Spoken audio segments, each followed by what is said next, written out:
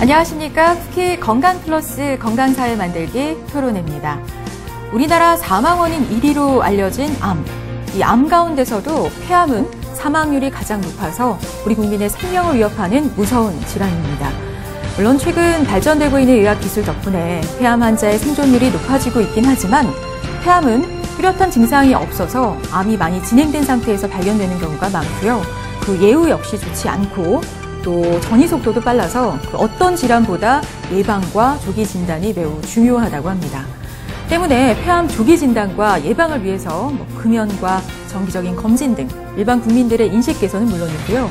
정부와 의학계에서도 폐암 예방을 위해서 보다 적극적으로 나서야 한다는 목소리가 높아지고 있는데요. 이에 저희 프로그램에서는 각계 전문가들 모시고 폐암에 대한 인식 개선과 그 폐암 예방을 위해 어떤 사회적 노력을 기울여야 할지 심도 있게 논의해보는 자리를 마련해봤습니다. 먼저 나와주신 참석자 4분을 소개해드리겠습니다. 보건복지위원회 김춘진 위원장 나와 계십니다. 네, 반갑습니다. 자, 옆에는요, 보건복지부 질병정책과의 공인식 사무관님입니다. 반갑습니다. 네, 반갑습니다. 맞은편에는요, 대한폐암학회 조문준 이사장님 함께하고 계시고요. 안녕하세요. 네, 마지막으로 인하대학병원 폐암센터의 유정선 소장이십니다. 반갑습니다. 안녕하십니까. 네 분 모두 오늘 좀 편안하게 활발한 토론 부탁드리겠습니다. 네. 자, 우리는 오늘 우리나라 사망원인 1위로 알려진 암, 그 암 중에서도 사망률과 발생률이 높기로 악명이 높은 이 폐암에 대해서 이야기를 좀 해보려고 하는데요. 폐암은 폐에 생기는 악성 종양을 말하는 걸 텐데 폐암의 종류도 좀 한 가지가 아니라고 하더라고요. 그래서 폐암이란 무엇인지 그리고 어떤 종류들이 있는지 시청자들을 위해서 좀 간단하게 설명을 먼저 부탁드리겠습니다. 폐암은 폐에 생긴 여러 가지 이제 암이 되겠습니다. 사실 종류로 따지면 우리가 이제 보통 암이다 하면 CT에서 이제 덩어리가 발견을 해서 조직 검사를 하게 되는데 그 조직 검사의 그 병리학적 소견에 따라서 이게 소세포 폐암, 비소세포 폐암 이렇게 나누게 됩니다. 그래서 소세포 폐암은 한 15% 정도 되고요. 비소세포 폐암이 한 85% 정도 되고 우리나라에서 지금 가장 흔하다고 하는 선암은 비소세포 폐암에 속하게 됩니다. 그래서 폐암 종류는 세부적으로는 한 10대까지 정도 되지만 우리가 임상적으로는 소세포 폐암, 비소세포 폐암 이렇게 이제 크게는 두 가지로 분류되어 있고요. 네. 그렇습니다. 근데 보통 폐암하면 흔히 담배 떠올리게 되죠. 근데 평생 동안 담배를 한 번도 안 피신 분들도 간혹 폐암에 걸리는 사례들을 보게 되거든요. 폐암의 구체적인 원인은 뭔가요? 네. 그 폐암의 원인은 거의 그 대부분이 흡연이라고 할 수 있는데 한 80~90% 정도가 이제 흡연에서 오는 걸로 돼 있고요. 간접 흡연에 의해서도 상당 부분 이제 올라갈 수가 있게 돼 있고 그리고 나머지 한 20~30% 환자들은 대기오염이나 라돈, 비수 이런 환경 및 직업적 노출에 의해서 올 수도 있고요. 그리고 유전도 좀 있을 수 있고 만성 폐쇄성 폐질환이나 폐 섬유화 이런 증상에 의해서도 올 수가 있을 것 같습니다. 여성의 경우는 이제 가사 노동하면서 특히 조리를 하면서 발생하는 여러 가지 유해가스가 원인으로 작용할 수도 있을 것 같습니다. 굉장히 다양한 원인들이 있는 것 같은데요. 그중에서 이 담배와의 상관관계는 좀 명확하게 밝혀진 걸로 알고 있거든요. 이 흡연율이 증가하면 폐암 역시 증가하는 걸 거고, 근데 최근 좀 금연 인구가 줄어든 걸로 알고 있는데 실제로 폐암 발생 빈도도 함께 줄어든 편인가요? 네, 어떻습니까? 조금 줄었다고 그래요. 한 5% 정도 이렇게 줄었다고 발표했지만은 그러나 그 기간이 이미 이제 담배값 인상하기 전 기간도 포함이 돼 있고 그 이후도 함께 포함되어 있기 때문에 정확한 이제 그런 수치는 아니라고 봅니다. 그러나 전반적으로는 금연 인구가 좀 늘면서. 네. 그러면서 참고로 이제 말씀드리면은 이 담배에는 약 한 50여 종의 발암물질이 있죠. 3,000 종류의 그런 유해 물질이 있어요. 그 중에 50종류의 발암물질이 있는데 역시 이제 이 폐암은 요즘에 이제 담배를 많이 피우는데 저니코틴 담배를 피우기 때문에 깊이 빨아들이죠. 그래서 특히 이제 요즘에 소세포암이라든지 편평상피 세포암이 이렇게 역시 폐암 중에서 많이 증가하고 있다. 이렇게 역시 이제 담배의 원인이기 때문에 그런데 요즘에는 이 흡연 인구가 줄어들기 때문에 이러한 그 암은 줄어드는 추세고 네네. 역시 이제 아까 말씀하신 폐선암은 전체 폐암 환자 중에 3분의 2 정도 이렇게 발생한다고 보면 됩니다. 그러니까 흡연과 폐암은 분명히 상관관계가 있는 것이고 그리고 아무래도 금연 인구가 좀 늘다 보니까 그러니까 흡연으로 인한 폐암 환자는 조금 줄어드는 네, 그렇죠. 이 저니코틴 뭐 이런 거에서 피우다가 역시 소세포암과 편평상피세포암이라든지 이런 담배가 직접 원인이 되는 걸로 밝혀진 이러한 폐암은 역시 흡연율이 낮아지면 줄어들 수밖에 없겠죠. 네. 그래서 사실, 이제 네네. 폐선암이 상대적으로 비율이 많은 걸로 이렇게 나타나고 있습니다. 그렇군요. 근데 사실 이 폐암에 주목을 좀 해야 하는 이유는 발생률도 물론 높습니다만 사망률 때문일 것 같아요. 위암보다 발생 빈도는 낮지만 사망률은 훨씬 높은 걸로 알고 있는데 폐암의 사망률은 어느 정도 되나요? 이사장님. 금년에 우리나라에 암 환자가 한 22만 명쯤 생길 거라고 예상이 되는데 그 중에 한 10% 2만 2천 명 정도의 신환이 생길 거라고 생각이 되고요. 우리나라의 완치율이 한 20% 되니까 한 80% 전후 환자들 결과적으로 이걸로 사망을 해서 금년에 한 17,000명 정도가 사망하지 않을까 그렇게 생각이 됩니다. 폐암 이따 다시 얘기가 나오겠지만 사망률이 그렇게 높은 이유는 여러 가지가 있는데 가장 큰 이유는 발견 당시에 진행돼서 발견되는 환자가 굉장히 높아요.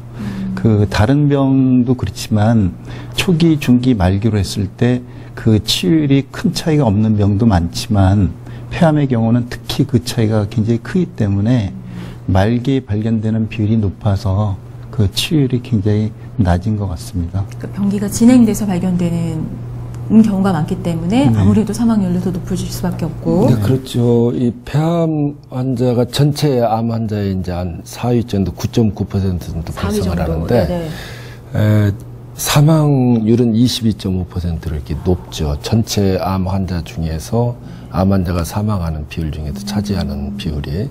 그래서 상대적으로 아주 독한 것이 폐암이기 때문에 우리 국민들께서는 역시 직접적인 그런 원인으로 이제 밝혀진 것이 이제 담배가 가능성이 제일 높지 않습니까? 그래서 금연하는 것이 가장 폐암을 잘 예방할 수 있다. 이렇게 봅니다.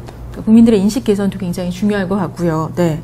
그러니까 분명히 우리 국민의 생명을 위협하는 굉장히 중대한 질환이라는 건 확실한데 사실 이렇게 중대한 질환인 만큼 입법 과정에 있어서도 굉장히 좀 중점을 두고 다루실 것 같아요. 우선은 김 위원장께 좀 물어보겠습니다.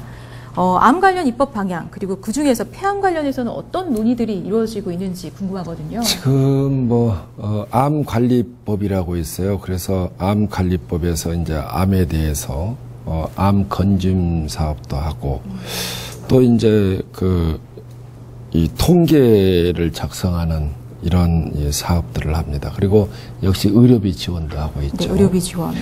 그런데 여기에 최근에 이 제출한 법안들이 있어요. 그래서 하나는 이 발암 요인, 즉 예를 들어서 이 담배에 들어있는 벤조피렌 등은 이게 발암 물질이다. 이걸 이제 명기하고 또 이렇게 관리하는 거. 폐암과 직접 관련되는 내용은 이제 이러한 사업이라고 할 수 있습니다.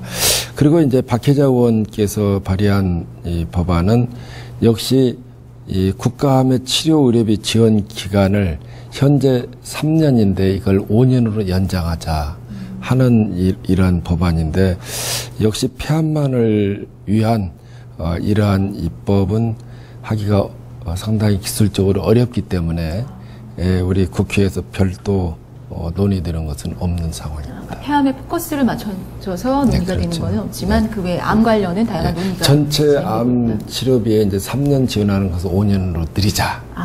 또 이 전체 이제 발암 물질 그것을 이제 원인이 되는 물질을 관리하자.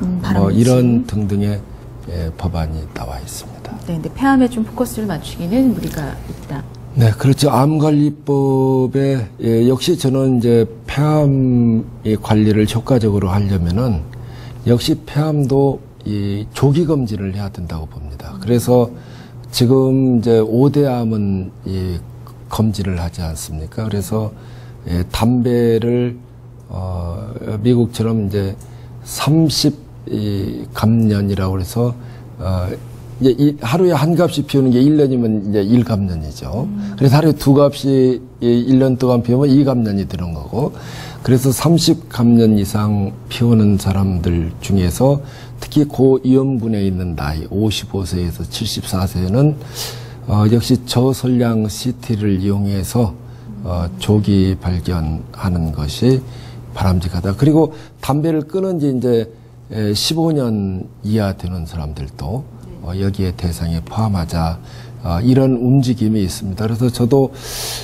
이것은 이제 암 검진 대상에 반드시 포함시키는 것이 역시 이 엑스레이를 많이 이제 조사받기 때문에 거기로 인한 또 다른 암이 발생될 위험성보다는 훨씬 더 이 암으로 인해서, 폐암으로 인해서 사망할 확률이 낮기 때문에 이러한 방법은 적극적으로 선택하는 방법을 고려해 보는 것이 좋다. 또 돈도 그렇게 많이 들지 않습니다. 이 예상 금액은 한 1,000억 정도 이렇게 예상하고 있는데, 그러니까 조기 검진에 대한 어떤 정책에 대한 논의는 어느 정도 이루어지고 있다는 말씀이시군요. 그렇습니다. 그럼 또 복지부에 궁금한 거는 이 국민 건강 증진 위에 암 관련 정책 많이 이루어지고 있는 걸로 알고 있는데 긍정적인 평가도 많이 받고 있는 걸로 알고 있어요. 어떤 정책들이 있고 어떤 성과를 보이고 있는지 궁금한데 좀 정해 주시죠. 예. 이제 암에 대한 국가 정책이라는 것은 크게 이제 세 가지로 나뉘어질 수가 있습니다. 그래서 이제 위원장님 그리고 이사장님이 말씀 주신 것처럼 이제 암 발생의 규모를 줄이기 위한 이제 암 예방 사업 정책 부분이 있고요. 그리고 조기에 발견해서 이제 적절히 치료를 해서 이제 완치를 하는 도움을 주는, 그래서 조기 검진 치료에 대한 암 검진 사업에 대한 정책이 있습니다. 그리고 마지막으로는 이제 늦게 혹은 적절한 시기에 발견된다고 하더라도 이제 말기 암 환자로 실제 그 과정을 거쳐서 돌아가시기 때문에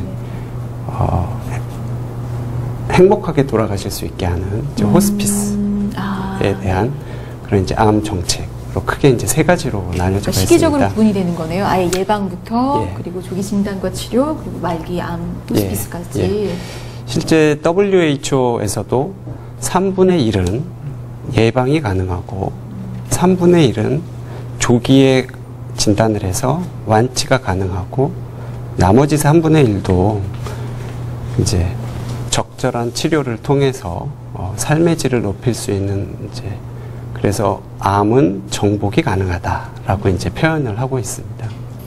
네, 이 호스피스 사업 같은 경우는 저 암 환자에만 지금 이제 국한되고 있는데 역시 이 대상을 늘려서 일반 그래서 다른 이 치료 파킨슨병이라든지 뭐 에이즈라든지 다른 질환으로 인해서 그 말기에 계시는 분들에 대해서 확대하는 것이 수 있도록 그래서 그 환자 대상을 좀 넓히고 있다. 바람직하다. 굉장히 긍정적인 소식이 그렇습니다. 아닐까 싶네요. 네. 그래서 그런 이 법안을 제가 발의를 했고 또 그렇게 하기 위해서 적극적으로 추진 중에 있습니다. 네. 근데 이제 국가에서 이렇게 추진하는 암 정책에 대해서 의료계 현장에 계신 분들은 어떻게 평가하고 계신지 궁금하거든요.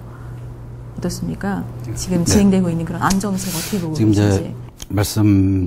이제 국가암 폐암 저선량 CT를 이용해서 조기 발견을 적극적으로 시행해야 되고, 그다음에 이런 암 조기 검진 프로그램이나 검진 사업을 시행해야 된다는 김춘진 위원님 말씀에 저도 적극적으로 공감하고요. 또 하나는 우리가 이제 보건 정책 측면에서 봤을 때는 결국은 예방과 그다음에 이제 조기 발견, 그다음에 아까 말씀하신 그런 돌아가시기 거의 임종 직전에 어떻게 말기암 환자를 관리할 거냐, 이제 그런 세 가지 측면을 말씀 주셨는데요. 저희는 뭐 폐암 환자를 이제 직접 치료하는 의사 입장에서 말씀드리면 이런 조기 암 검진 사업은 좀 반드시 시행됐으면 좋겠다. 이거는 뭐 저희가 몸소 이렇게 느끼고 있는 그런 바람이고요. 또 하나는 이제 이런 치료, 저희는 사실 뭐 그거는 이제 예방 쪽으로, 조기 발견 쪽으로 얘기를 한다면, 그 다음에 사실 이제 좀 치료에 대한 게 조금 빠져 있는 게 조금 아쉽습니다. 저희는. 왜 그러냐면, 저희가 보통 일선 현장에서 환자를 보고 치료를 하려면, 우리 모든 과학이 다 그렇겠지만, 이런 어떤 의료 기술이라든지 이런 것들이 변하는 속도가 굉장히 빠르거든요. 그래서 그게 이제 뭐 국외 학회를 가거나 저희가 논문을 읽거나 해서 이게 뭐 약이라든지 어떤 기술이라든지 이런 것들을 국내에 빨리 적용해서 우리 환자들에게 좀 빨리 치료했으면 좋겠다. 왜냐하면 말기 암 환자 같은 경우는 뭐 생존기간이 1년밖에 안 됩니다. 그래서 이거를 도입하냐 마냐 하는 걸 가지고 예를 들어서 4년을 끈다. 그러면은 그분들은 예를 들어서 이 허가를 받고 그다음에 보험 수가를 받고 해가지고 제도권 내로 우리가 국민들이 보통 사용할 수 있는 폐암 환자분들이 사용할 수 있을 때까지 그 걸리는 시간이 뭐 길게 5년, 4년 이렇게 걸리면 사실은 이제 그런 것이 이제 저희 임상 의사 입장에서는 가장 안타깝고 이제 좀 아쉽고 이제 그런 입장입니다. 그러니까 치료제에 대한 좀 접근성을, 그러니까 접근이 네, 좀 맞습니다. 빨라졌으면 좋겠다는 맞습니다. 바람. 네. 그리고 조기 진단에 대한 어떤 필요성 같은 걸 느끼시고 계시군요. 네, 그렇죠. 그 비보험으로 되는 또 이렇게 약이 있거든요. 네, 근데 그럼 워낙 예, 고가잖아요. 네, 고가라서 그런 것도 획기적으로 보험으로 할 수 있게 해서 제도 내로 넣을 수 있도록 그렇게 확대하는 방안을 지금 강구 중에 있습니다. 그리고 아울러서 이 폐암 환자를 치료하는 병원에 대해서 이 평가를 하죠. 그래서 처음으로 평가를 했는데 평가한 걸 보면은 아주 우수해요. 거의 다 평가 항목별로 다 거의 뭐 97점, 99점, 90 아주 그래서 우리 폐암 치료에 대해서는 상당히 앞서 있다. 저는 평가 결과를 보면은 그렇게 볼 수 있습니다. 또 말씀이 나왔으니까 얘기인데요. 이 폐암의 치료 환경 부분에 대해서 좀 얘기를 나눠보고 싶어요. 우선은 그 치료가 보통 수술이나 약물이나 방사선, 다양한 치료법이 있는 걸로 알고 있거든요. 근데 환자들 얘기를 들어보면 병원에 따라 또는 같은 병원인데도 의사에 따라서 다른 치료법들이 이렇게 제시돼서 굉장히 혼란스럽다라는 의견을 들었었거든요. 왜 그런 건가요, 소장님? 네. 사실은 그런 폐암을 뭐 아까 잠깐 얘기했지만 초기에는 별 어떤 논란이 없습니다. 그리고 말기일 경우도 별 논란이 없고 결국 이제 가운데 기수가 됐을 때 이제 다양한 폐암 치료는 사실 어떤 내과 의사가 하는 것도 아니고 외과 의사만 하는 것도 아니고 그다음에 뭐 치료 방사선과 의사가 하는 것도 아니고 여러 서로 어떤 경우에는 서로 간의 의견이 다를 수도 있고 해서 같이 모여서 이게 어떤 그 치료가 제일 좋으냐. 대체로 이제 그런 뭐라 그럴까요? 그런 논란이 좀 많이 붙는 데는 이제 가운데 병기 정도가 되겠습니다. 그래서 그때는 이제 우리가 요새 다학제라고 많이 얘기하지만 다학제로 서로가 의견을 교환해서 이 환자의 경우에는 어떻게 치료하는 것이 낫겠느냐 하는 거를 이제 병원 사정이라든지 여러 가지 것들을 환자 상태 뭐 이런 것들에 따라서 우리가 치료 방침을 정하게 되는데 실제적으로 뭐 병원마다 치료가 굉장히 다르다. 뭐 그렇게는 얘기 드릴 수는 없을 것 같습니다. 근데 사실 확연히 다른 건 아닌데 네. 이제 환자들이 느끼기에 그렇게 느끼시는 거라는 거죠. 네. 근데 또 흔히 뭐 의료 쇼핑이라고 하죠. 그러니까 어떻게 보면 환자가 뭐 원하는 병원과 의료진을 선택해서 하는 거, 환자의 당연한 권리일 수는 있는데요. 문제점도 없진 않을 것 같거든요. 사무관님, 이런 문제는 어떻게 보십니까? 예, 맞습니다. 암 진단 치료에 있어서는 이제 굉장히 고도의 지식 그리고 굉장히 최첨단의 기술을 이용한 치료가 필요하기 때문에 대부분은 이제 대학병원이나 상급 종합병원이라고 하는 이제 큰 병원들에서 치료가 이루어지는 게 사실입니다. 그래서 다만 이제 암을 초기에 진단받았을 경우에 다시 정말 내가 암으로 진단받은 게 맞나라고 해서 이제 몇 군데 대형 병원을 다니시는 경우는 있을 겁니다. 그것이 이제 암 진단 치료의 초기에 나타나는 그 암 환자로서의 그런 부정 그리고 암 환자로 정말로 치료를 내가 받느냐라는 그런 과정에 있어서 자연스럽게 이루어지는 정도로 보고 있지, 흔히 말하는 이제 의료기관을 같은 질병으로 자주 다니거나 아니면 다른 병원을 같은 질병으로 돌아다니는 흔히 말하는 그런 의료 쇼핑은 암 진단 치료 과정에서는 크게 많이 없을 거로 보고 있고요. 거기에 이제 국가에서는 그런 이제 암 고도의 진단 기술과 치료 기술 그리고 고도의 기술을 가지고 있는 인력을 지역에 이제 균형적으로 있도록 하기 위해서 이제 지역암센터라는 것을 전국에 이제 12개 정도 지역별로 이제 지정을 해서 운영을 하고 있습니다. 그래서 그 지역의 암 환자가 이제 해당 관할 지역에서 편하게 좋은 양질의 암 치료를 받을 수 있도록 모든 데이터도 한꺼번에 관리가 되겠네요. 그 환자에 예, 맞습니다. 대해서. 그렇게 해서 진단 치료에 이제 지역 중심의 암 환자 치료가 이루어질 수 있도록 노력하고 있습니다. 예, 저는 이제 현실적으로 존재하는 것이 의료 쇼핑이거든요. 네.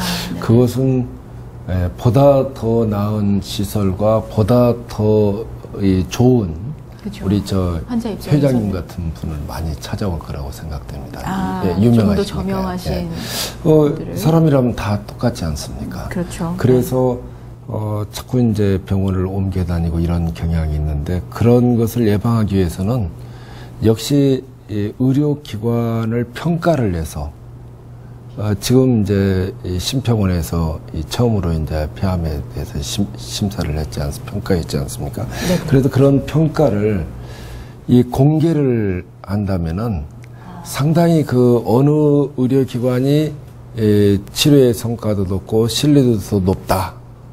이렇게 판단할 수가 있죠. 또 우리 지역에 있는 우리 가까이 있는 병원도 이렇게 치료를 잘한다.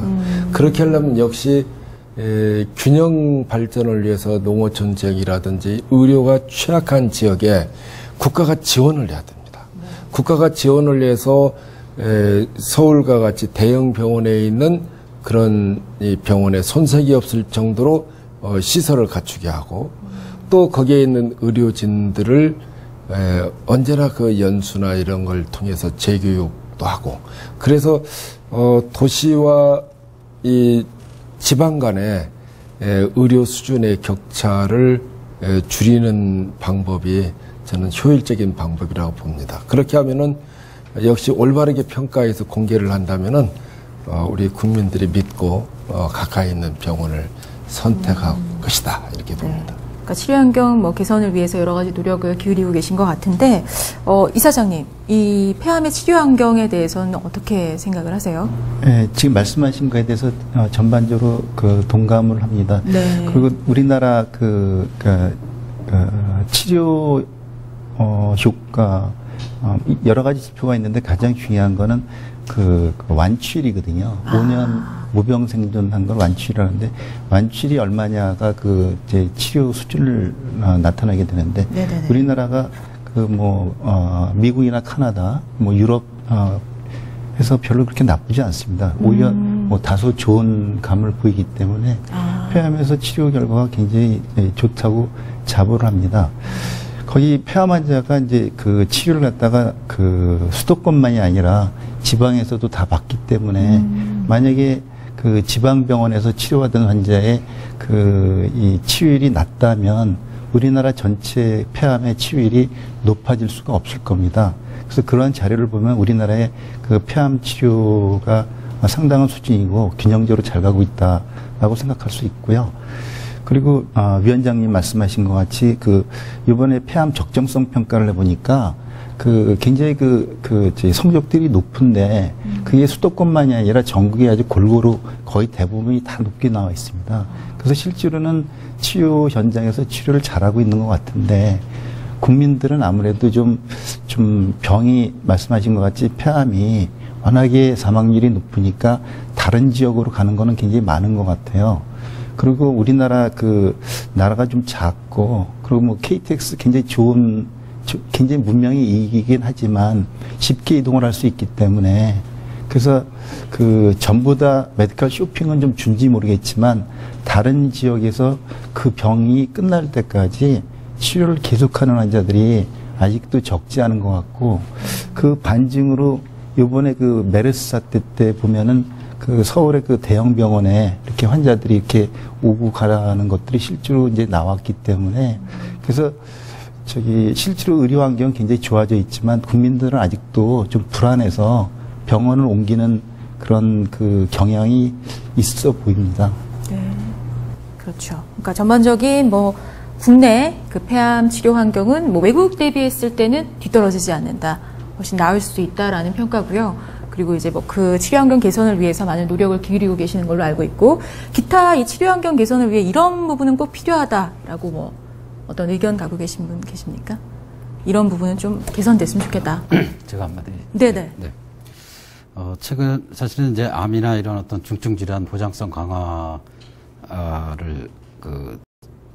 통해서 사실 암 환자의 치료에 대한 접근성 이런 것들이 상당히 강화되고 있는 것은 사실이고 이제 사실 굉장히 잘한 일이라고 생각합니다. 근데 최근에 PET라고 하는 이제 검사가 있는데 그 검사의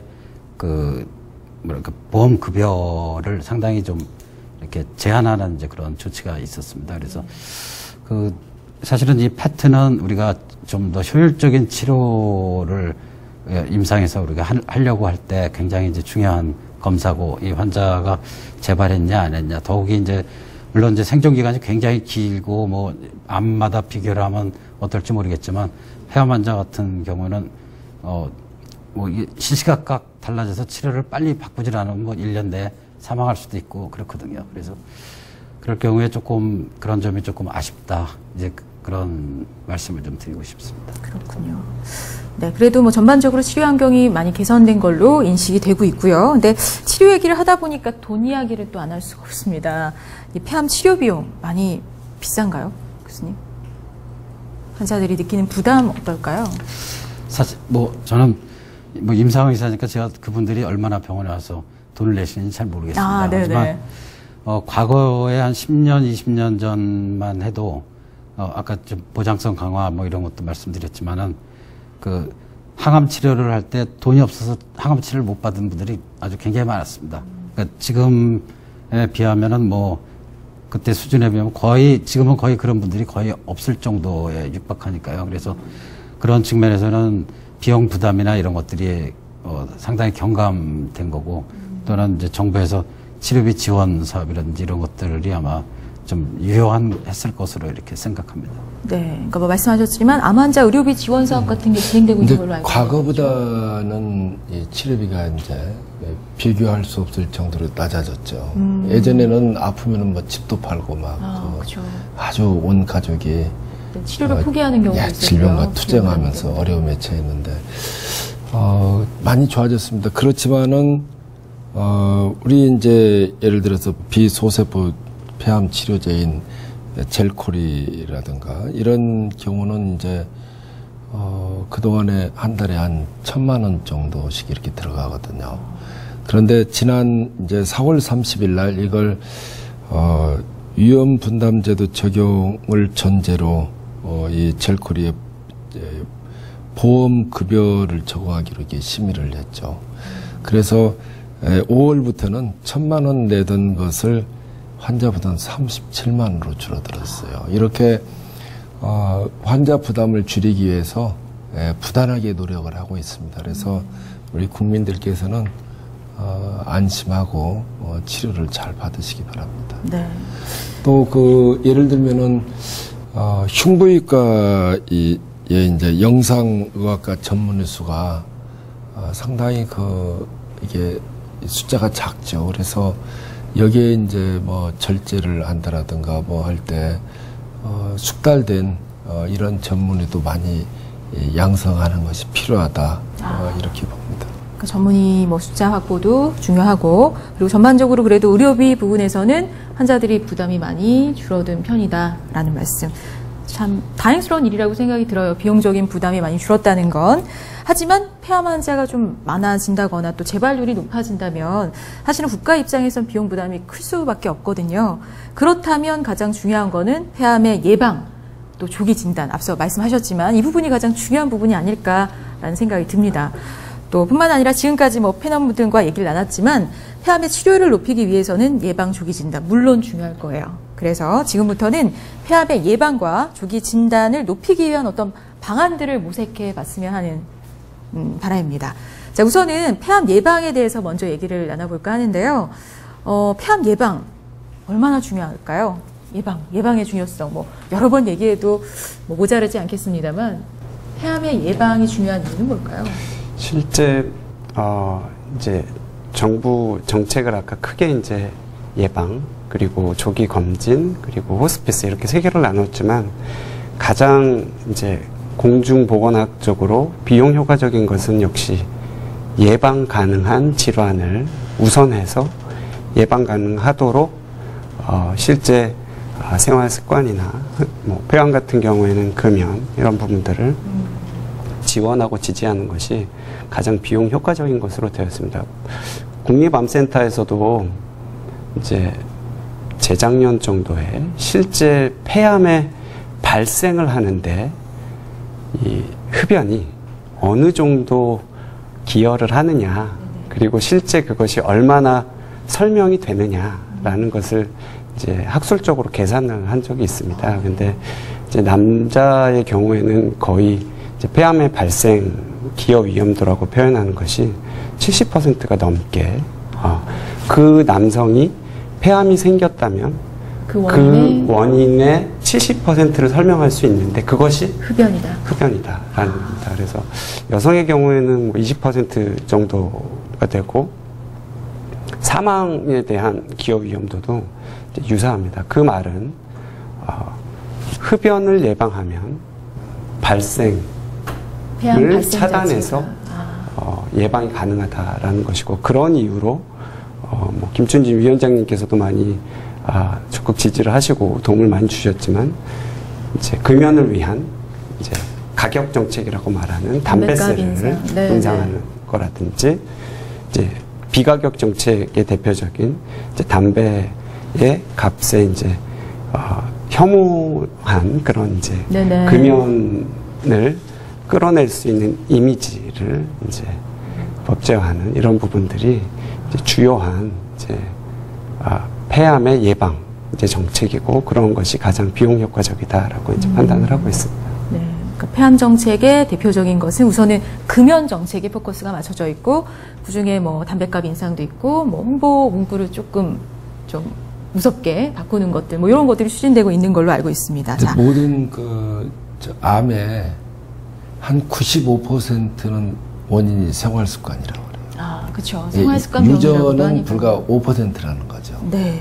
그래서 우리가 어떤 생활 습관을 갖느냐 여기에 따라서 절대적으로 예방할 수 있는 것이 암이라고 봅니다. 예를 들어서 암 발생의 주요 요인으로 암센터에서 발표한 통계 자료를 보면은 감염이 한 20.1%다, 흡연이 11.6%다, 음주가 뭐 1.8%, 뭐 이런 식으로 쭉 그 암센터에서 분석해 놓은 게 있는데 역시 폐암의 경우에는 폐암 발생의 뭐 46.5%가 흡연을 나눔으로써 예방할 수 있다. 또 폐암 사망의 60.4%는 담배를 끊음으로써 줄일 수 있다. 이렇게 암센터에서 발표를 했어요. 그래서 저는 역시 우리가 어떻게 노력하느냐 여기에 따라서 얼마든지 암 발생을 예방할 수 있다. 이렇게 봅니다.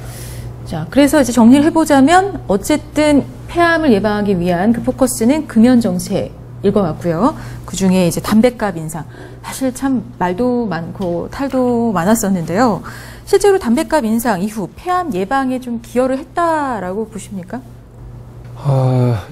기여를 했다고 이렇게 발표를 하는데 이게 전자담배 쪽으로 많이 또 흘러갔어요. 아, 그렇죠. 금연하기 위해서. 예, 맞아요. 아니 전자담배 이제 니코틴하고 이렇게 담배값이 오르고 하니까 그쪽에 이제 한 3년 전에 2% 정도 흡연율을 가지고 있던 것이 한 5%로 전자담배 피우는율이 이렇게 상승했다고 그래요. 그래서 이러한 이제 문제도 좀 어떻게 줄일 수 있을 것인지 많은 노력을 해야 된다고 봅니다. 근데 실제로 담뱃값 인상으로 늘어난 세금을 어떻게 뭐 사용하겠다라는 이런 뭐 고려가 어느 정도 있었을 것 같긴 한데 이 돈이 폐암 예방이나 치료를 위해서 실제로 사용이 되고 있나요? 아닌가요? 궁금해서 여쭤보는 겁니다. 이제 담뱃세는 이제 국민건강증진기금의 이제 일부 재원으로 이제 활용을 하는 거고 그 재원을 당연히 국민의 건강의 증진, 그러니까 질병의 예방 그리고 이제 폐암의 예방 마찬가지로 해서 그런 사업을 최우선으로 해서 써야 하고 그리고 그래야 담뱃세를 올린 그 의미가 있는 건데 혜택을 네. 다시 이제 담배로 인해 이제 피해를 입은 분들께 이제 돌려드리는 것이 맞다라고 보고 있고요. 실제 폐암의 이제 가격 정책 자체가 최종적인 효과가 뭐냐라고 할 때는 사실은 폐암 사망률을 줄이는 것이 이제 궁극적인 이제 가장 마지막에 정책의 효과라고 볼 수는 있습니다. 그래서 보통 흡연율이 떨어지기 시작하고 나서 한 30여 년 정도가 걸려야 이제 사망률이 좀 떨어지기 시작한다고 합니다. 이제 그 말은 뭐냐면 금방 알 수 없다는 게 이제 정책 효과를 판단하기가 좀 어려움 중에 하나고요. 다만 얼마 전에도 이제 보건복지부에서 발표한 것처럼 이제 흡연율이 얼마나 줄었느냐 그리고 담배의 판매량이 이제 얼마나 줄였느냐. 그 말은 이제 담배의 그 위해 물질에 노출되는 그 정도가 이제 떨어졌다라고 하는 그런 과정적인 성과로 볼 수 있기 때문에 현재 볼 수 있는 것은 그 정도가 이제 가격을 올린 정책의 효과 그리고 그것이 향후 이제 폐암의 예방 그리고 폐암의 사망 이런 부분들을 실제 효과로 이제 볼 수 있을 것이다라고 이제 기대를 하고 있는 겁니다. 그러니까 담뱃값 인상을 한 지 뭐 얼마 지나지 않았기 때문에 완벽하게 평가를 내리기는 아직 시기적으로 좀 이른 면이 있다는 거고요. 그렇지만 이제 궁금한 부분은 어쨌든 그 세수, 그러니까 세금이 늘어났는데 그 부분이 폐암을 위해서, 그러니까 폐암의 예방이나 치료를 위해서 쓰이고 있느냐, 요 부분이 바로 그 점입니다. 네네. 그래서 저는 이제 국가가 담뱃값을 올리면은 이 세금을 많이 걷어들이죠. 네네. 그래서 이 어려운 이 세수를 보태는데 도움이 됐다 이렇게 이 기재부 장관이 말씀하셨지 않습니까? 앞으로도 더 올리면 더 많은 이 재원 확보하는데 도움이 될 거다 이렇게 말씀. 저는 세금을 확보하기 위해서 올리는 정책은 이게 나쁜 정책이 하책이라고 봅니다. 왜냐하면 이 목표는 어떻게 하면 국민을 건강하고 행복하게 살 수 있느냐 거기에 초점을 둬야 됩니다. 그래서 담뱃값을 인상을 해서 얻어진 돈이라면은 조기 진단에 의해서 이 폐암 걸린 사람들이 저 담배 많이 피워서 걸렸는데 그 사람들에서 그 1,000억 못 씁니까? 그래서 저는 이 조기 진단하는데 그걸 당연히 넣어야 되는 거죠. 그런데 정부의 정책이 너무나 돈 따로 정책 따로 혜택 보는 사람 따로 이렇게 가고 있어요. 예를 들면은 이 술에 대해서도 주세를 많이 붙이지 않습니까? 네. 그런데 그 주세를 많이 받아가지고 정부가 이 술 마시지 말으라고 교육시키고 이런 적이 거의 없음에도 불구하고 그 사람들을 재활 치료하는데 거의 쓰지 않고 있어요, 하나도. 아이러니하네요. 아이러니하죠. 그래서 그 사람들한테 드린 세금은 그걸로 인해서 이 질환을 얻었다든지 또 그 예방을 위한 사업이라든지 이런 쪽에 돈이 쓰여지는 것이 옳다고 봅니다. 그쵸. 그래서 앞으로 정책 방향이 실제로는 지금 그렇게 쓰이고 있지는 않은 제대로 안 쓰여지는 거죠. 이게 네. 지금 담배값 올렸지만은 우리 청소년의 흡연 예방이 중요하거든. 그 중에서도 청소년의 여성, 왜 여성이 왜 중요하느냐? 여성은 출산을 하지 않습니까? 거기에 담배를 피우게 되면 2세한테 영향을 미쳐요. 그래서 우리 대한민국의 미래를 위해서 특히 이 여성의, 물론 우리 다행인 것은 여성의 흡연율이 그렇게 높지는 않지만은 그런 쪽에 돈이 많이 쓰여져야 된다. 이 국가는 청소년 흡연 예방 교육이라든가 또 이 흡연 구역을 설치하고 또 이게 저소득층들이 담배를 많이 피워요. 저소득층들이. 근데 담배를 많이 피우는 이유는 그분들이 다른 게 즐길 거리가 없어요. 그래서 그런 걸 확장을 시켜줘야 되죠. 예를 들어서 가장 이 재정 자립도가 낮은 관악구라든가 사실 이런 구들이 이 흡연율이 높거든요. 그러면 거기에 그분들을 위해서 이 생활 속에서 운동하고 재밌게 할 수 있는 뭐 그런 시설을 만들어 줘야 되거든요. 거기서 돈 담배 많이 외에 거두면 즐길 수 있는 거리들을 만들어 당연하지 준다면 않습니까? 좋겠다. 지금 청소년들이 지금 가격 인상 전에도 청소년 흡연율은 매년 이렇게 떨어지고 있었어요. 그게 왜 떨어지느냐? 이게 살펴봤더니 이게 이 오락 IT 쪽에 이렇게 빠져 있거든요. 아, 담배 같은 그런 흥미가 예, 그래서 필요 없다. 이 흡연율도 이 매년 줄고 있고 또 이 음주율도 이렇게 줄어요, 따라서. 그래서 그렇게 다른 쪽에 어떤 취미 생활을 하게 되면은 흡연이나 음주나 이런 걸 줄일 수 있거든요. 그래서 그렇게 하는데 자꾸 이게 앉아서 이 컴퓨터하고 게임하고 뭐 이런 쪽에 빠져서 이 흡연이나 또 음주를 않는다면 건강을 또 해치는 거게 되죠. 그래서 건강하게 우리 생활 속에서 자기 몸을 건강하게 가꿀 수 있게 운동도 할 수 있는 그런 시설을 만들어주고 그런 교육을 시켜야 돼요. 저는 절대적으로 이 마음이 중요하다고 봅니다. 이 청소년들이 담배를 피우면 이런 문제가 있구나. 그런 마음을 가지고 절실하게 자기가 끊어야 되겠다는 의지를 가져야 됩니다. 그래서 비가격 정책인 우리 청소년의 교육 또 그분들이 재미있게 생활할 수 있는 그런 여건을 취미 생활할 수 있는 여건을 만들어야 됩니다. 마을에 관에 가보면은 맨날 담배 많이 피시고 화투 치시고 그렇거든요. 그래서 그분들이 다른 이 취미 생활을 할 수 있도록 유도를 해줘야 돼요. 네, 그러니까 담배값 인상으로 뭔가 얻어낸 세금은 그 폐암 예방을 위해서 적극적으로 그렇죠. 쓰여야 하는 게 맞다라는 그 생각적인 공감이 있으신데 네. 실제로 지금 그런 사항은 아니라는 말씀이시군요. 기재부가 그렇게 동의를 안 해주기 때문에 우리 복지부로서는 이제 한계점이 있는 거죠. 이런 상황에 대해서 어떻게 평가하고 지금 계신지. 좋은 얘기 많이 나왔는데요. 그러니까 금연이 굉장히 중요하죠. 그래서 금연을 하기 위한 그 정부 시책이 가격 있고 비가격이 있는데 저희가 이번에 2,000원 올려가지고 4,500원이 됐습니다. 근데 OECD 평균이 6,500원이 되고요. 그리고 저희 노르웨이 같은 데는 그거 한 3배 됩니다. 환율 때문에 정확한 가격은 뭐 산출하기가 좀 그렇겠지만. 그래서 이번에 그 담배값 오른 게 반년밖에 안 돼 있지만 아직까지도 그 OECD 평균에도 안 되기 때문에 세수중대가 아니라 이 금연을 하기 위해서 그래도 한 6,500원 정도는 그 평균치 정도는 가야 되지 않을까라고 생각을 갖고요. 그 다음에 이번에 복지부에서 발표한 거 보니까 금년 6개월 동안 그 가격이 오른 것 때문에 6% 정도의 획기적인 숫자입니다. 그동안 40%에서 머물고 있다가 30%로 내려갔거든요.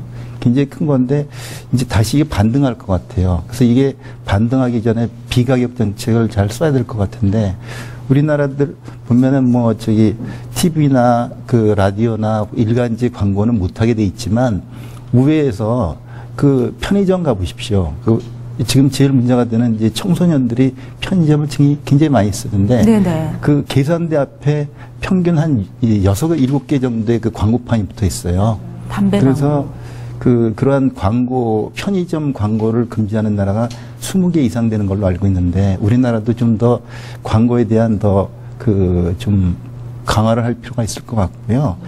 그리고 경고 그림 그 노력을 해가지고 이번에 이제 통과가 됐는데 아쉽게도 1년 6개월 유예 기간이 있게 됐고 그다음에 보건복지위원회에서 굉장히 좋게 잘 통과시켜 주셨는데 법사위에서 거기다가 이제 문구를 하나 집어넣었죠.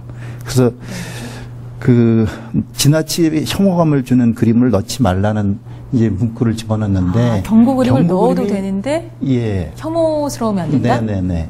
혐오스럽게 만들어서 그래가지고 못 피게 해야 되는 그런 이제 근본 취지인데 호주 같으면은 죽은 시신을 갖다가 이렇게 사진에 그리고 뭐 담배를 임산부가 담배를 펴가지고 사산된 애를 갖다가 거기다 그리고 태국 같은 경우는 담배 피우면 죽는다.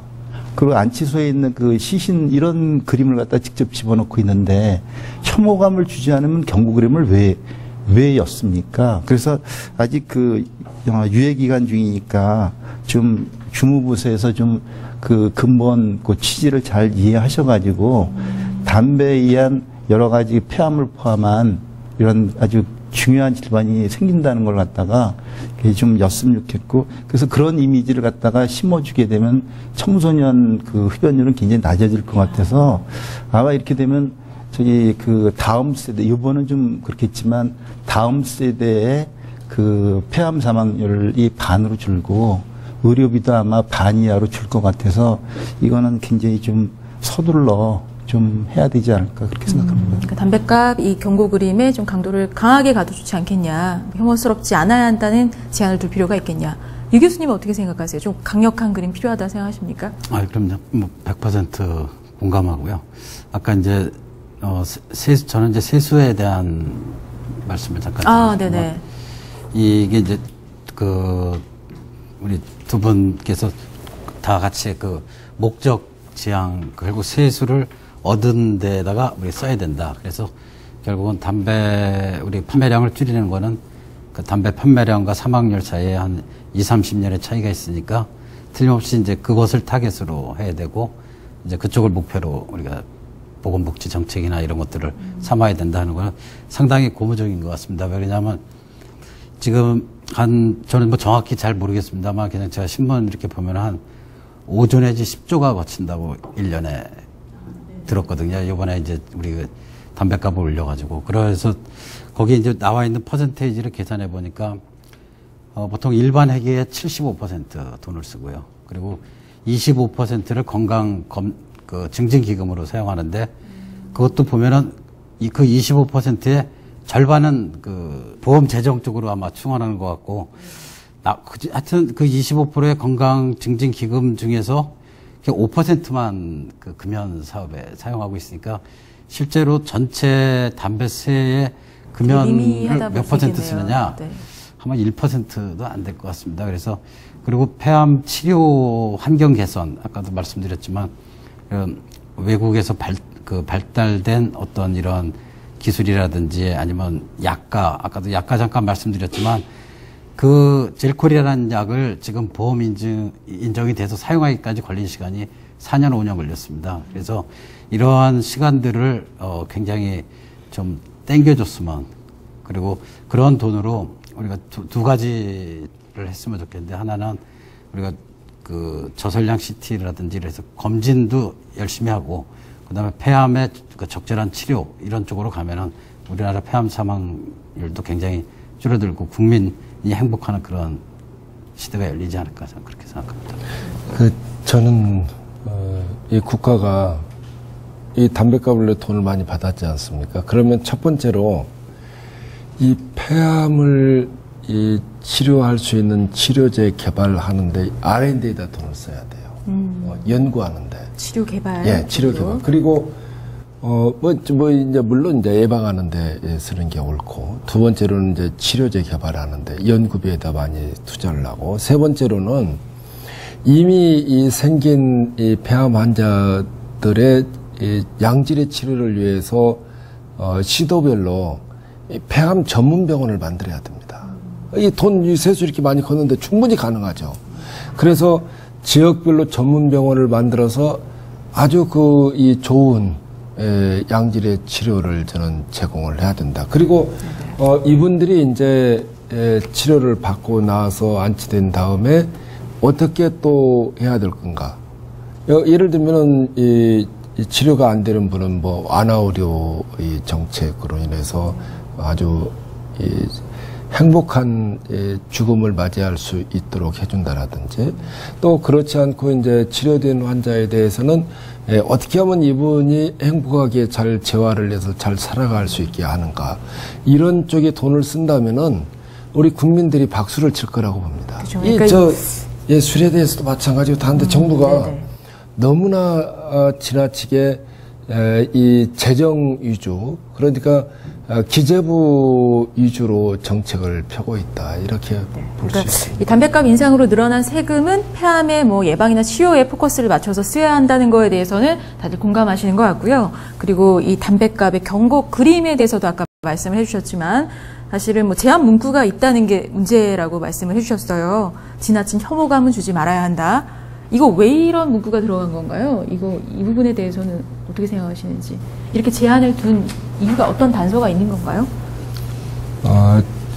이제 이 법안 통과 과정에서 우리 보건복지위원회에서 통과하게 되면은 나중에 이제 법제사법위원회에서 통과가 돼야 돼요. 네네. 근데 거기에서 이 표현의 자유, 또 이게 뭐 선택의 자유, 뭐 이런 걸 침해할 수 있다, 이렇게 봐서.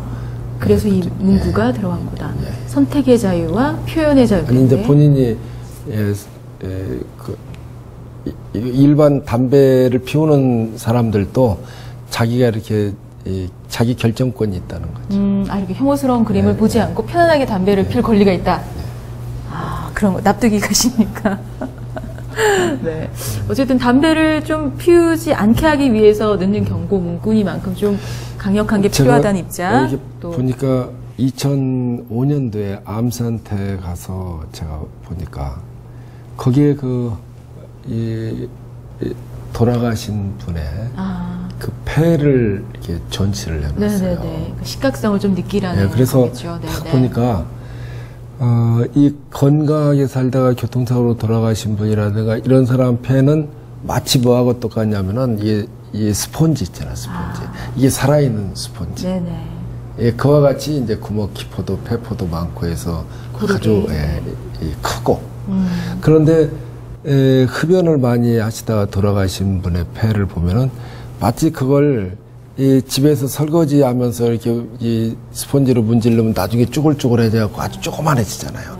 이게 꼭 그렇게 생겼어요. 그래서, 이걸 본다면은 뭐 효과도 있을 건데. 그렇죠. 그런 강력한 이미지가 어떤 크게 경각심을 불러일으키기도 하거든요. 역시, 이 사람은 여러 사람의 이제 우리 국민들의 의견을 반영시켜야 되기 때문에, 앞으로 점진적으로 의견을 좀 물어서 점진적으로 발전할 거라고 봅니다. 그리고 이 그림을 도입하는 것도 오랜 시간을 걸쳐서 찬반 논란이 있다가 이제 시작을 했잖아요. 이게 시작이 다 이룰 수는 없는 거거든요. 그래서 처음에 시작을 하지만은 이것이 앞으로 10년 후, 20년 후 이렇게 지나면은 또 다시 바뀔 수 있다고 봅니다. 그러니까 각계의 의견들을 받아들여서 좀 좋은 방향으로 갈 수 있을 거라고 믿고요. 가장 좋은 방법은 금연법이죠. 금연법. 담배를 피우지 않게, 담배를 생산하지 않게 하면은 좋지만은 개인의 반발이 너무 심할 것 위원장님, 같은데. 그거보다 더 강력한 법은 이제 전 국립암센터 원장님이신 박재갑 원장님께서 이제 담배 제조 자체를 이제 금지하는 그런 법률을 반발이 심한 것 같습니다. 그것은 저는 잘못된 법이죠. 좀 왜 차근차근 또 잘못된 끊어갈 수 법이냐면 있도록 기회를 줘야 하는데. 우리나라에서 제조를 안 해도 외국에서 제조해서 다 들어오는데 그건 대한민국의 문제가 아니라 전 세계의 문제거든. 제조라는 네. 문제는. 그렇죠. 우리나라만 안 만든다고. 우리나라 안 만든다고 이 담배가 안 들어옵니까? 그래서 그렇죠. 우리나라에 여변초 재배하는 농가도 있고 또 여러 가지 그런 분들이 계시는데 그러면 우리는 담배 제조 않고 외국에서 다 사다 피울 겁니까? 그것은 저는 잘못된 정책이라고 봅니다. 그리고 또 하나가 이제 비가격 정책의 이제 월드 베스트 정책이라고 뽑힐 수 있는 2012년도부터 호주는 이제 플레인 패키지라고 해서 아까 이제 잠깐 교수님께서 말씀 주셨지만 이 담배값 자체에 이제 혐오스러운 그림뿐만이 아니고 담배값의 디자인 자체가 브랜드를 알 수 없게 까맣게 되어 있습니다. 그래서 사실은 그 부분은 이제 표현의 자유 이상인 이제 상업 활동에 대한 제한이기 때문에 상당히 이제 국제 그런 담배 회사와의 소송 이런 부분들이 걸려 있지만 호주가 굉장히 꿋꿋하게 파격적으로 파격적인 비가격 정책을 펼치고 있습니다. 그렇군요. 좀 정리를 해보자면 담배값 인상으로 늘어난 세금은 폐암 예방 또 치료를 위해서 쓰였으면 하는 부분 모두 공감하시고 또 담배값 경고 그림은 차츰 또 여러 의견을 받아들여서 좋은 방향으로 갈 수 있을 거라고 좀 기대해 보겠고요. 본격적으로 저희가 나눠야 할 얘기는 이 폐암의 진단 부분입니다. 사실 앞서 조 이사장님께서 말씀하셨지만 폐암의 치료 성공률이 낮은 것은 발견이 늦기 때문인 거거든요. 이 조기 진단의 중요성 다시 한번 정리해 주시죠. 왜 조기 진단이 중요한 건지. 예, 폐암은 우리나라에서 남자 3위, 여자에서 5위. 그래서 그러니까 발생률 4위고요. 사망률이 1위입니다. 사망률이 1위. 예, 네. 근데 생존이 이렇게 낮은 이유는 말기에 발견되면 완치율이 한 5%밖에 안 돼요. 근데 초기에 발견되면 놀랍게도 50%가 넘습니다. 차이가 많이 나네요. 예, 네. 10배가 넘게 차이가 납니다.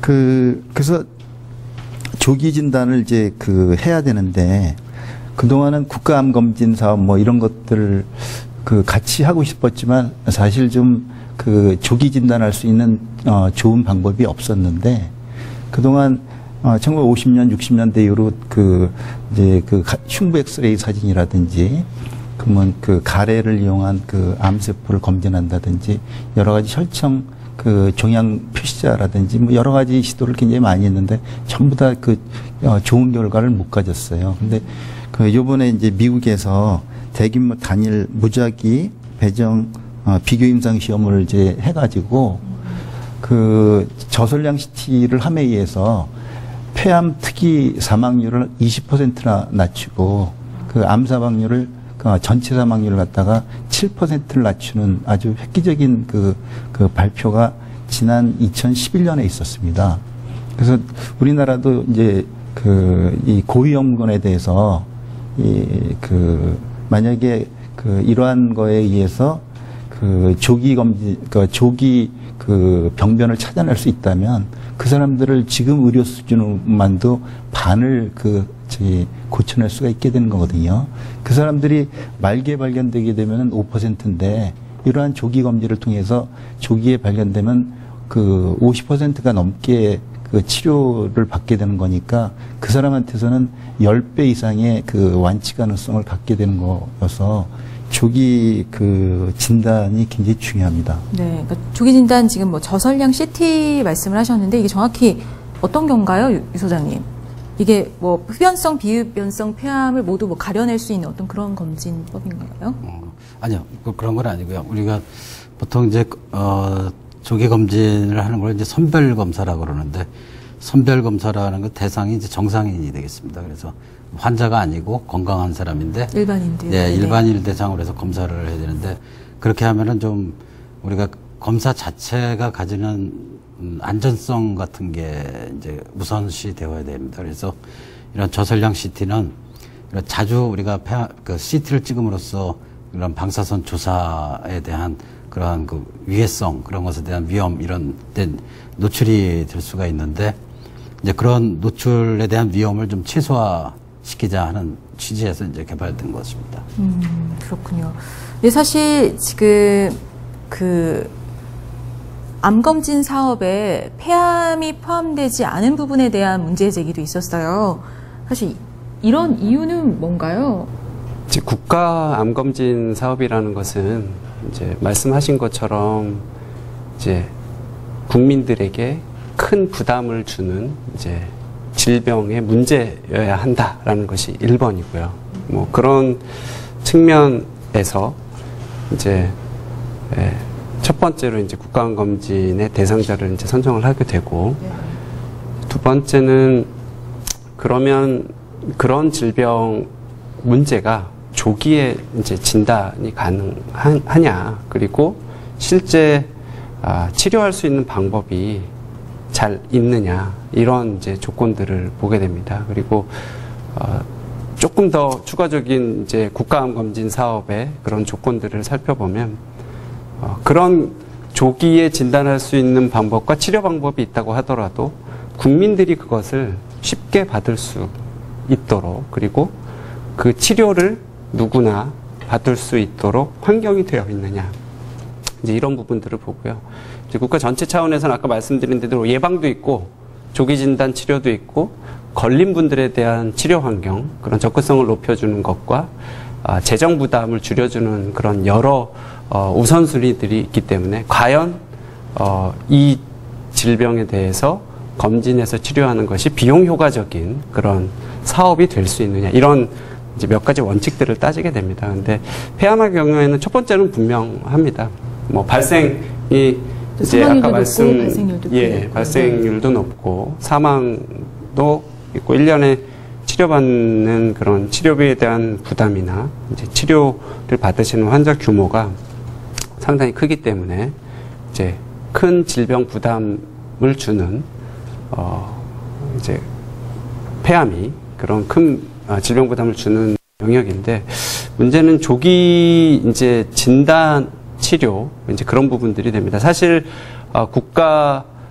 국립암센터에서 이제 계속 작업을 하고 있는 것 중에 하나가 이제 폐암 검진 권고의 안에 대한 이제 제정을 하는 부분들을 작업을 해 오고 있습니다. 이제 요 작업이 사실은 폐암 검진에 이제 큰 논의를 이제 시작할 수 있는 큰 계기가 될 수 있을 거라고 보고 있습니다. 그래서 그렇다면 이것이 대국민으로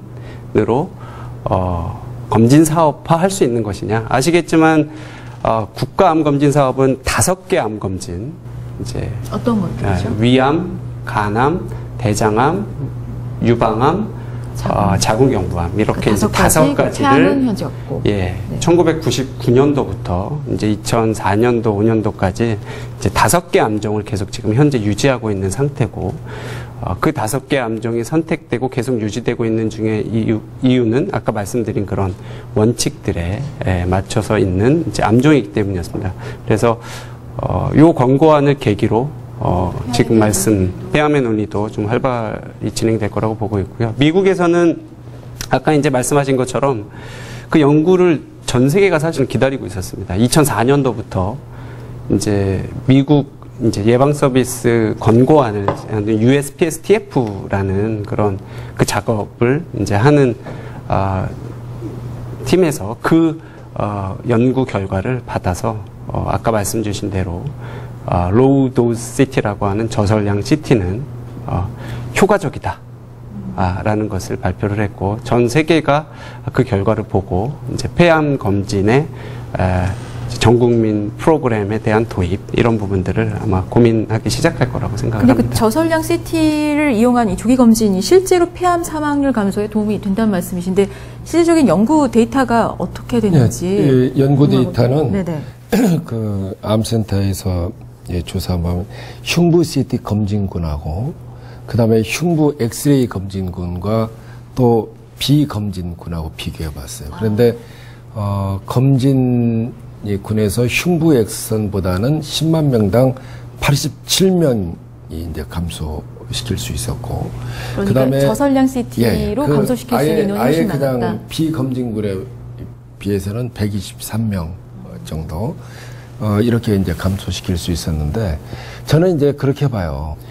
이게 진단 방법이 저설량 방법이 이게 개발이 됐기 때문에 이건 실시하자는 거거든요. 네네네. 효과적인 방법이 효과적인 있으니까. 방법이 이미 이렇게 효과적이라는 거죠. 네네. 그래서 이것은 하는 것이 옳다. 그리고 그동안에 이게 담배에다가 세금 많이 부과했으면은 이게 우리 학교에다가 이게 연구비를 많이 줘도 우리나라에서 이런 거 해야 됩니다.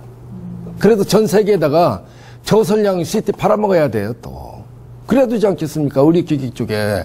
그런데 남들이 해놓은 것도 못 따라가는 이게 정책인데 이거 어떻게 되겠어요? 그래도 늦었다고 할 때가 제일 빠르기 때문에 저는 빨리 이건 시범 사업 실시해야 됩니다. 그래서 이게 비용적인 부담은 없는지. 비용은 뭐 전체 이 모두에서 얘기했지만 1,000억 정도 이렇게 들어간다고 하니까 그것은 이 담배가 인상으로 해서 걷어들이는 세원 중에 만큼 돼요. 충분히 비용적인 충당은 가능하다. 네, 그래서 저는 의지의 문제라고 봅니다. 사실은 지금 들어보면 저설량 CT에 대한 득은 확실히 이해가 돼요. 충분히 해야 할 것 같은, 폐암 조기 검진 해야 할 것 같은데 뭔가 반대하는 이유가 있을 거란 말이에요. 뭔가 저설량 CT를 전체 국민의 뭐 생활 전환기 어떤 검사로 넣지 않는 이유는 뭔가요? 실은 이 논쟁이 있어요. 왜 어떤 논쟁이 있냐? 엑스레이 조사량이 많아지잖아요. 그러면은 이제 다른 암이 생길 수 있다.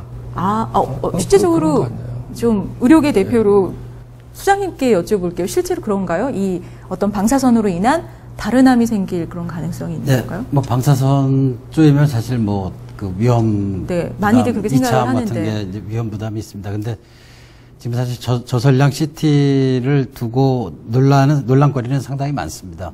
아까 복지부 서기관님도 말씀하셨지만 이런 것들이 어떤 방법적인 측면에서 우리가 얼마나 그 방법적인 측면, 위양성, 사실 좀 전문적인 용어인데 위양성률을 어떻게 하면 우리가 효과적으로 줄일 수 있겠느냐. 그러니까 위험성이 분명히 있다는 건가요?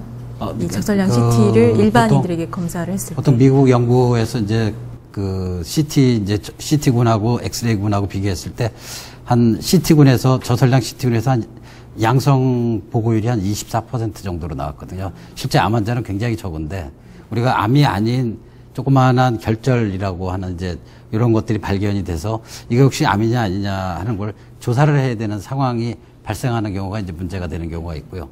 또 작게는 이제 계속 끊이지 않고 있는 게 이제 지금 말씀하신 이 방사선 조사에 대한 위해성. 그런데 사실은 그거는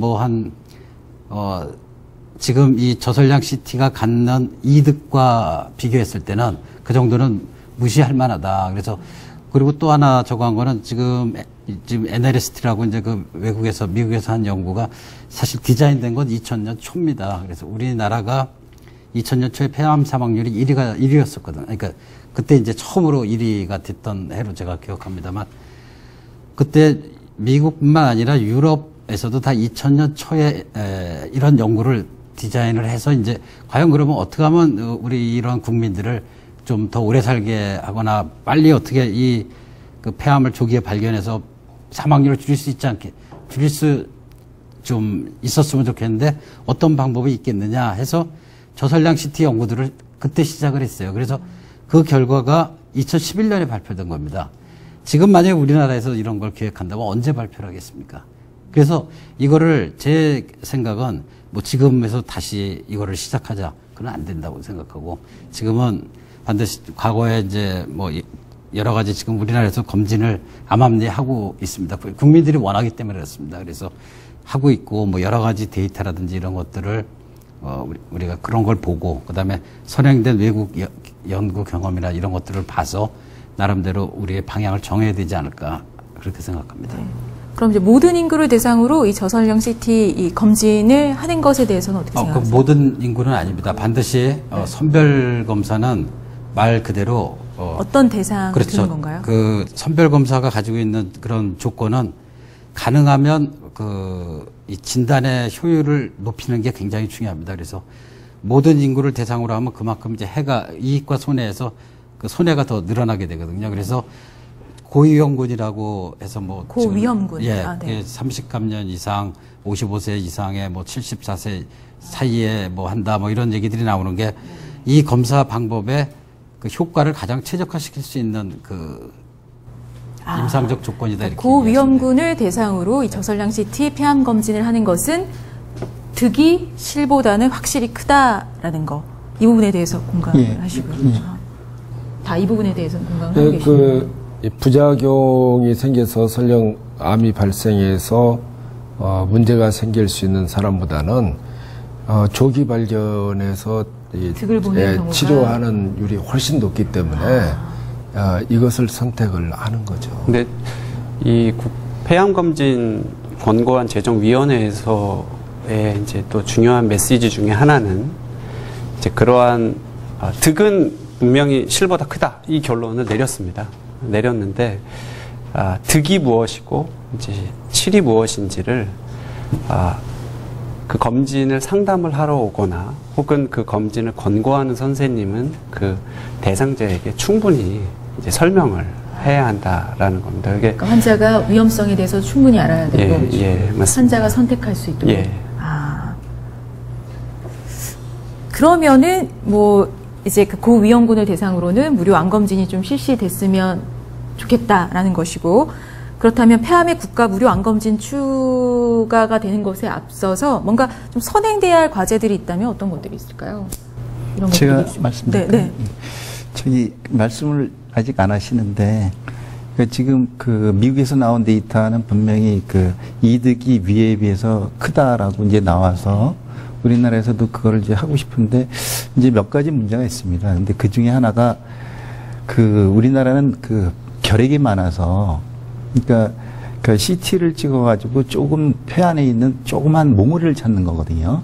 근데 폐암으로 발전하려고 그런 몽우리가 아니라 그 기존에 있었던 그 결핵 때문에 갖고 있는 그런 그 몽우리 결절이 있는 사람들이 많을 것 같아서 이 양성이 그 미국보다 좀 많지 않을까 그런 걱정을 좀 하고 있고요.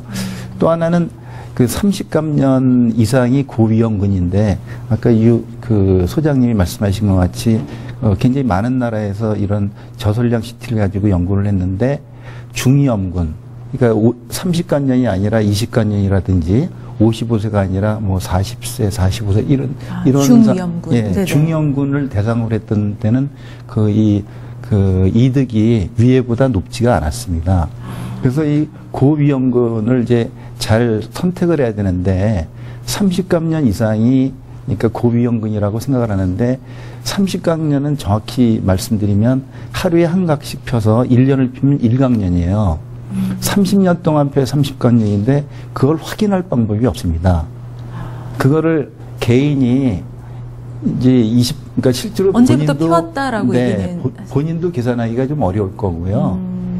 그리고 객관적으로 그거를 확인할 방법이 없기 때문에 만약에 국가에서 30감년 이상을 이제 그 고위험군으로 해서 이제 1년에 한 번씩 이렇게 국가검진으로 해주는 걸로 하면 내가 기술을 31강년이라고 얘기를 했을 때하고 29강년이라고 얘기했을 때하고 확인할 방법이 없기 때문에 그래서 거기에서 좀 이제 기술상의 좀 어려움이 좀 있을 것 같아서 아마 그 두 가지가 저희가 보기에는 좀 정책을 위반하는 데서 좀 이렇게 그러지 않으실까 생각을 하고 있습니다. 네, 그래서 영상의학과 전문의를 잘 양성해야 된다는 거죠. 네네. 더 많이 양성할 계획이. 잘 교육도 잘 시키고 이렇게 수준 높은 양질의 영상의학과 전문의를 양성을 해서 이 저설량 CT에 그런 문제점이 많이 있기 때문에 이걸 잘 감별 진단을 잘 할 수 있는 판독을 잘 할 수 있는 그 능력을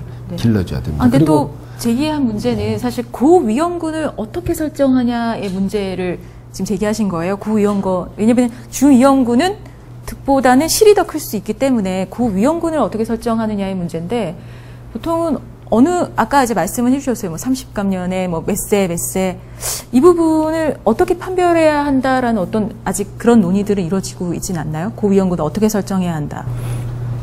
그 말씀드린 것 같이 30감년 이상이 고위험군이라는 건 전부 다 동의를 하고 있습니다. 네네. 근데 그걸 갖다 이제 확인할 수 있는 그런 방법이 좀 이제 그런 방법상에서 이제 좀 걱정을 하고 있는 거고요.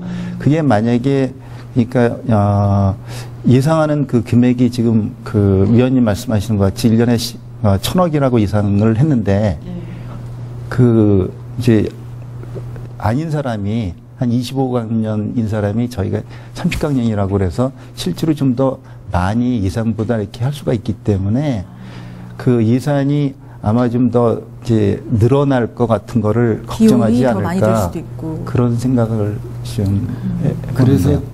교육을 잘 시켜야 됩니다. 어떤 교육? 어떤 30감년 이상인 사람은 오히려 더 이 조기 발견돼서 이득이 될 수 있는데 이 중간 지대에 있는 분들이 선택을 오히려 손해를 볼 수 있다. 대래 위에 위험성이 있다. 본인이 나쁘다는데 그걸 하겠습니까? 그렇죠. 그래서 무료라고 무조건 맞지 그걸 않겠죠. 자세하게 잘 설명을 해주고 그렇게 해서 이 선택을 하게 만드는 것이 저는 그러니까 환자에게 정확한 위험성과 어떤 득을 그렇죠. 정확하게 설명한 후 무조건 30갑 이상이라고 무료라고 해서 무조건 받을 것이 아니라 본인이 중위험군일 경우에는 되레 실이될 수 있다는 부분을 정확히 인지시켜서 고위험군을 정확하게 좀 분류해내는 작업이 중요하다는 말씀이시죠. 예, 지금 말씀 주신 이제 그 내용은 이제 국가암 검진을 도입한다라고 전제를 할 경우 혹은 도입을 위한 조건이기도 한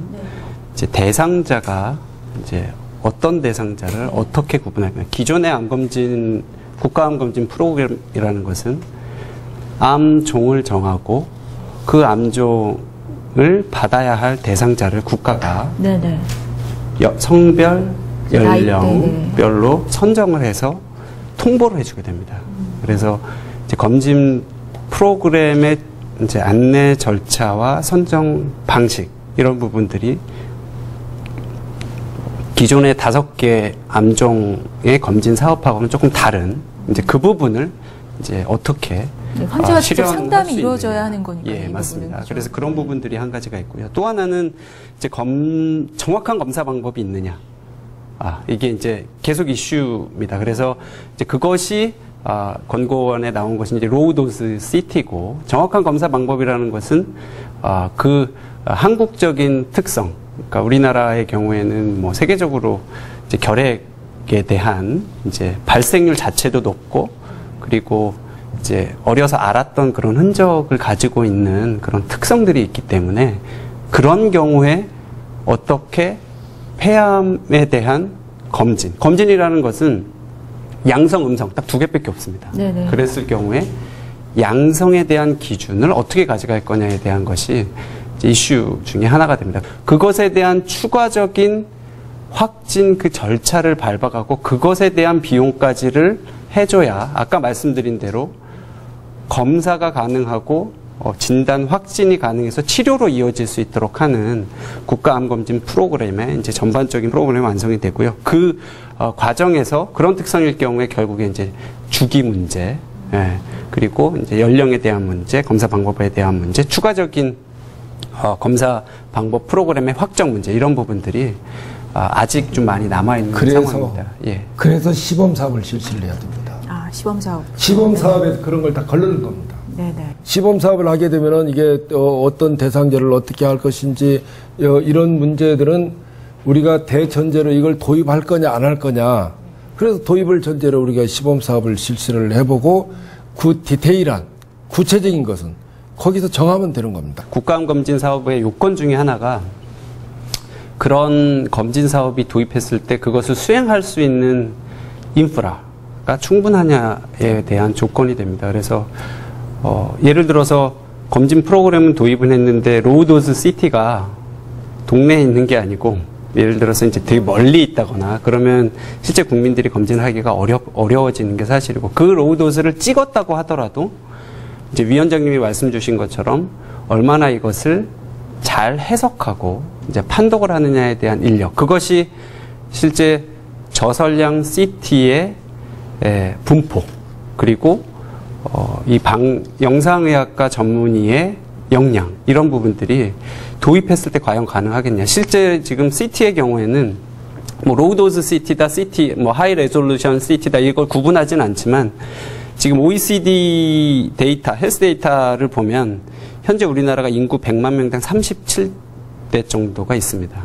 그리고 OECD 평균은 한 24대 정도가 되는데 이걸로 과연 그 고위험군이라고 하는 분들을 충분하게 이제 서비스를 할 수 있겠느냐. 그리고 그분들이 찍은 그 저설량 CT의 판독을 현재 큰 대학병원에서 주로 판독을 하신 선생님들이 추가적인 업무로 이것을 다 판독해낼 수 있느냐. 이런 부분들에 대한 이슈가 있습니다. 그래서 그런 부분들을 실제 국민들에게 서비스를 제공을 하기 위해서 인적인 역량을 같이 갖추고 그리고 접근성 있는 인프라를 갖추고 지원하는 그런 부분들이 있고요. 사실은 폐암의 조기 진단, 이 진단이 국가암검진 사업에 포함이 되는 문제에 대해서는 다 동의를 하고 계시고 그 전에 고위험군을 어떻게 설정해야 하는지 또 인프라를 어떤 식으로 구축해 나갈 것인지에 대한 아직 문제점이 좀 남아있는 것 같긴 합니다. 자, 사실은 이 조기 진단이 폐암이 워낙 중요한 부분이다 보니까 많은 이야기들이 좀 치열하게 오고 간 것 같은데요. 이제는 좀 마무리를 해봐야 될 시간인 것 같습니다. 이제 마무리 발언을 좀 부탁드릴게요. 한 분씩 한 1분 정도씩 시간을 드릴게요. 예, 좋은 얘기 많이 나왔고요. 그리고 유익한 시간이었는데, 처음에 말씀드린 것 같이 폐암은 우리나라 발생률 3위고, 여자에서 5위. 그렇게 발생률이 굉장히 높습니다. 거기에 비해서 사망률은 당연히 1위라 국민 건강을 굉장히 위협하는 저건데, 나머지 암들은 국가암 검진에 다 들어가 있습니다.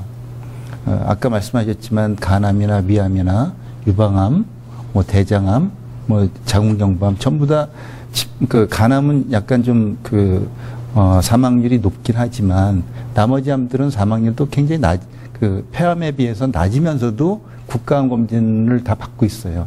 우리나라 의료 통계 중에서 중앙암 등록 자료가 굉장히 좋은 걸로 알려지고 있는데 그런 걸 보면은 그런 검진 사업을 함에 의해서 병기가 연도가 진행되면서 말기에서 중기, 초기로 이렇게 시프트되는 거를 그러니까 조기에 더 많이 찾아내는 거를 확연하게 이제 확인할 수가 있어요. 그래서 이 폐암도 빨리 그런 조기 검진을 해야 될 거라고 생각을 하고 있었는데 그동안은 말씀하신 것 같이 좋은 조기 검진 방법이 없었기 때문에 도입을 할 수가 없었지만 오늘 말씀드린 것 같이 굉장히 훌륭한 저설량 CT 방법이 나왔습니다. 그리고 담배 가격 인상은 그러니까 세수증대가 아니라 국민 건강을 위해서 올린 거라고 믿고 있습니다. 네네. 그래서 증세된 세금을 갖다가 당연히 폐암의 예방 치료, 조기 검진 치료에 사용해야 될 거라고 생각을 하고요. 그래서 지금 이슈가 되고 있는 이 조기 검진에 대해서 집중 투자를 해야 되지 않을까 그렇게 생각합니다. 저도 이사장님하고 같은 의견입니다. 사실은 우리 폐암 환자 더 나아가서는 이런 흡연자의 뒤에는 과거에 적게 좀 소극적이고 그다음에 담배세를 그 사람들을 위해서 적극적으로 사용하지 않는 그런 어떤 역사적인 배경과 전혀 배경 없이 그냥 개인적인 문제라고만 얘기를 하는 것은 조금 요새 얘기하는 공중보건이라든지 이런 측면에서 적절치는 않을 거라고 생각합니다. 그래서 이런 문제가 있어서 어렵다, 이런 문제가 있어서 어렵다 하는 것은 저는 그렇게 거기에는 동의할 수는 없습니다. 그래서 그런 문제를 좀 더 적극적으로 이렇게 좀 고려해 주셨으면 하는 마음입니다. 역시 질병 없는 이런 세상을 만들어 가야 됩니다. 질병은 우리가 극복해야 될 대상입니다. 우리가 어떤 마음을 가지고 도전하느냐 여기에 따라서 달라진다고 생각합니다. 지금 가만히 있으면 아무것도 이루어지지 않습니다. 그러나 우리가 새로운 치료 방법, 새로운 진단 방법, 또 새로운 예방 방법에 끊임없이 연구하고 도전할 때 우리는 질병을 극복할 수 있다고 생각합니다. 우리 대한민국의 국민의 건강권과 생명권을 위해서 우리 국회는 끊임없이 좋은 입법과 정책으로 답하겠다는 말씀을 드리겠습니다. 네, 기대해 보겠습니다. 자, 마지막으로 공사무관님 마무리 발언해 주시죠. 예, 뭐 모두에 말씀드린 것처럼 국가암 정책이라는 것은 뭐 첫 번째는 이제 발생을 막아주는 예방이고, 두 번째는 조기 진단과 치료, 그리고 세 번째는 발생 이후에, 그리고 돌아가시기 전에 행복하게 이제 여생을 마치는 것이 됩니다. 이 정부는 이제 암 환자 의료비에 대한 여러 이제 보장성을 강화해서 그 부담을 줄여주는 정책과 동시에 조기에 진단할 수 있고, 그리고 완치할 수 있는 치료 기술을 위원장님 말씀 주신 것처럼 새로운 접근 방식으로 개발하고, 그 개발한 것을 국민들에게 다시 제공될 수 있도록 하는 것이 중요하고요. 폐암에 대해서는 치료 기술의 개발도 굉장히 중요하고, 그리고 진단 기술의 개발에 따른 이런 조기 진단과 치료에 대한 것이 주목받고 있는 게 사실이기 때문에, 아까 말씀드렸던 조기 국가암 검진 사업의 국민의 수용성, 이제 비용 효과성, 그리고 진단 인프라와 진단할 인력에 대한 요건, 이런 부분들을 전제로 충분히 필요하면 이제 위원장님 제안하신 것처럼 시범 사업이나 이런 부분들을 추진해서 실현화하는 것이 필요하다라는 생각이 듭니다. 네, 네 분 말씀 잘 들었습니다.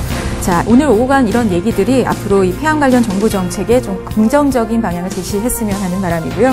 오늘 토론에 함께해 주신 참석자 4분, 그리고 끝까지 시청해 주신 시청자 여러분, 감사합니다. 고맙습니다.